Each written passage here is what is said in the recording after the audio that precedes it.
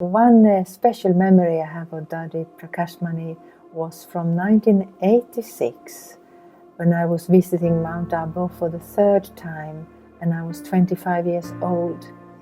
I had a very funny ticket, and that ticket created a lot of problems along the way. And so I got stuck in Germany a few days, I got stuck in Bombay a few days, I got stuck in Ahmedabad. And before I reached Mount Abu, many days had already gone. And another problem was that my return ticket had been changed by the airline.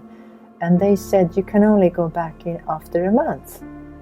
And if that would actually put my job at risk. And so I explained this to sisters from London when I arrived in Mount Abu. And they said, okay, we will do all what we can to help you get a new ticket, but it also means that you will have to accept, meaning a new return ticket. That means that you will have to accept whatever date we get. So be ready to return on a very short notice. And I accepted that because I understood the situation, and also it's like you accept the rules of the game. And next morning I was meeting Dadi Prakashmani together with another group of newcomers, means the new arrivals. She would always meet us in the morning, and she asked us, when are you going back, each one of us, when is your return? She used to do that in those days. And so, of course, I didn't know when I was going back. I didn't have a clue. But for some reason, I said, I don't know where it came from, but I said, I'm returning in 5 days. And she was very surprised, of course, because we used to be allowed to stay for a month in those days. And she said, oh, in 5 days? And I said yes. But we never went into any details. She didn't ask me, any details. And I knew the sisters were working for me, so that was all that happened between us. And then, as the days passed, I was living very much in the present, and I was taking an immense amount of benefit, being so aware of the precious moments. And on the 5th day, I was sitting in the class, and suddenly I feel somebody knock at my shoulder, and I knew that, okay, it's time to go back. And that was true, so that the sister who met me said that, we found a ticket for you, you have to leave this afternoon, and a brother will meet you in the courtyard of Panda Bhavan and be there at 4 o'clock. So I immediately went back to my room, I fixed everything I need to do practically, had my lunch, all of that, and then at 4 o'clock I was standing in the courtyard of Panda Bhavan, which was absolutely empty and absolutely silent, because everyone was having their siesta. So this was resting time.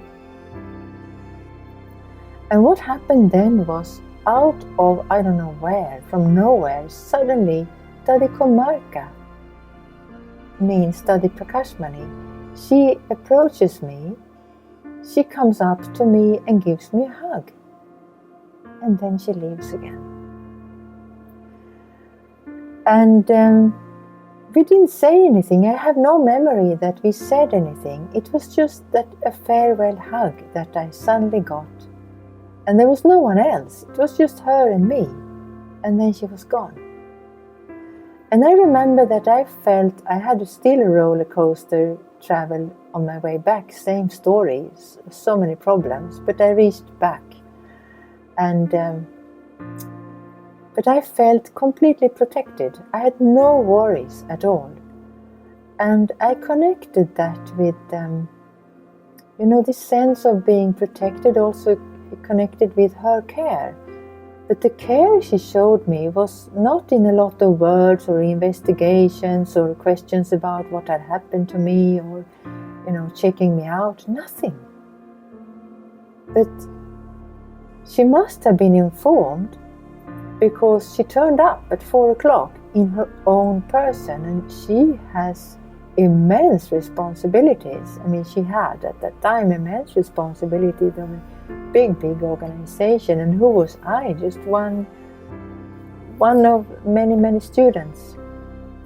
So she was showing her personal interest, but not in a lot of words. And for me, what I learned from that, and which I've seen in her a lot, was that she was very much aware of what was going on around her, but there was never an air of concern or worry. Never. She was always very light. But at the same time, as she was known for being so light, she was also keeping herself informed, but never with a sense of control. And you know, many leaders are controlling because feeling responsible. She felt responsible, but not responsible, because she was giving that responsibility up. You know, she was giving that to a higher source, not to herself. So being an instrument in that way, she was a perfect example. And I felt that was a story that was worth sharing today. Dadi.